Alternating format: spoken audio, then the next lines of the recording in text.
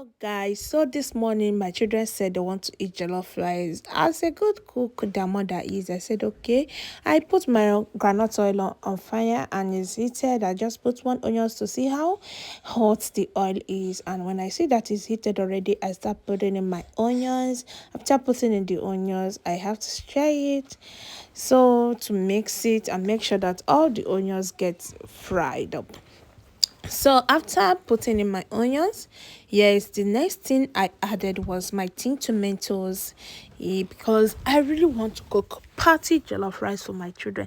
It's been a while I cooked this jollof rice for them because they don't really like jollof rice that much, but for them to ask for it today really means they've mixed it, and so I decided to give it to them. Here I am putting in my tin tomatoes, as you all know. So I put in my tomatoes and I mix it and stir and stir and stir very well. Yes, I after stirring, I have to cover it. I have to cover it for it to, dry up very well. Yes.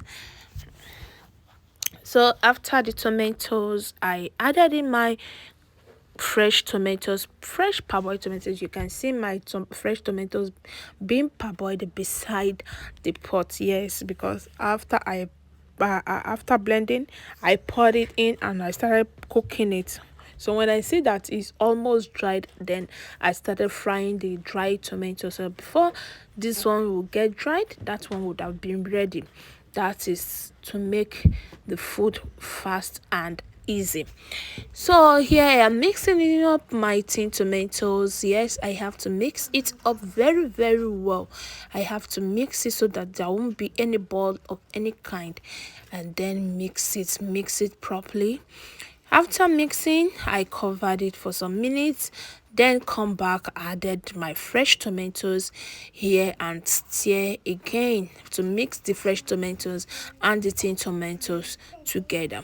After mixing everything together, I covered it and allow it to stir for like 1 minute or 2 minutes to make sure that everything is properly mixed and dry. Yes, I allowed the tomatoes, the both steam and dry tomatoes, to steam together and then dry down if there is any form of water inside. After I allowed that to steam, you can see I added all the seasonings that I need. Here I used my curry powder. You can see this is a curry powder. After putting in my curry powder, I added in my thyme and then my seasoning cube. I love crayfish so much, so I don't miss cooking without my crayfish. Yes, I don't miss cooking with crayfish, so I added in 2 full tablespoons of crayfish because I love crayfish so much, both fresh and dry. So I added in my crayfish as usual. After adding in my crayfish, I stirred and cover it for it to boil. After everything boiled together and I see that it is good, I tasted for salt to check if everything is okay. Then and I see that it is fine, then I cover it. I covered it for like 2 minutes to 3 minutes.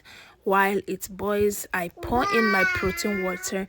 That is the water I used to cooking my chicken. That's my protein. Yes, that was what I used. I used chicken laps on it, but I didn't show it because the chicken is already at the deep fryer getting fried, so that is why I didn't show it here. So I pour in the water because that is what I used. I pour in the water and then added a little more water that will be enough for the rice to cook. So after that, I see that it's steamed, so I have to remove some of the tomatoes because I'm going to put it in again after the rice is done. So I removed some of the tomatoes and I left some onions that I'm going to put in later. Here I am pouring in my water, my protein water, and I added another more water because I know that this is not going to be enough. I added in more water, cover it. So I left it for some minutes and the water is boiling. Here I am pouring in my parboiled rice. Yeah, I parboiled this rice, not that really I just parboiled it. I didn't allow it to done a bit, just normal parboil, and I washed it and allow it to dry in the chef. So I have to pour in the rice now and mix it together. After pouring in my rice, I stirred and mixed everything together. Then I cover it for it to cook. You can see me stirring the rice. Yes, I am stirring the rice up together. You can see that happening after stirring, and I see that the water is not going to be much for the rice. I have to put in more water after that, and I covered my rice for it to cook. Yes, I covered the rice for it to cook. So here I am back to check my rice, and you can see the rice is doing amazingly well. You can see it is almost dry though. There is still much water. I checked if there is any burning of any kind, and I said that no, it is not burning, rather it is cooking so well. Here I think the rice have dried a better way, so I have to put in, okay, I covered it again and then come back. I see that it's dried. I put in the remaining onions for it to give it more taste. Yes, these onions, putting onions like this is very, very important because it brings in more taste to rice. Yes, it puts more taste to the rice. So the reserved tomatoes I bring out the time, I have to put it back. And at this time permits me, I was using one hand to to video and then one hand to do the cooking.